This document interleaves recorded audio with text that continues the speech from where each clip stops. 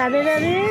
দুর্গাপুর গোপালপুর হাটতলায় যে নবরাত্রি শুরু হয়েছিল, আমার গৌরহরি এখানে উদয় হয়েছিলেন। আজ তার ঝুলর যাত্রা দূর দূরান্ত থেকে প্রতিটা ঘরে ভক্তবৃন্দ এসেছে। আপনারা দর্শন করুন, আপনাদের খুব ভালো লাগবে।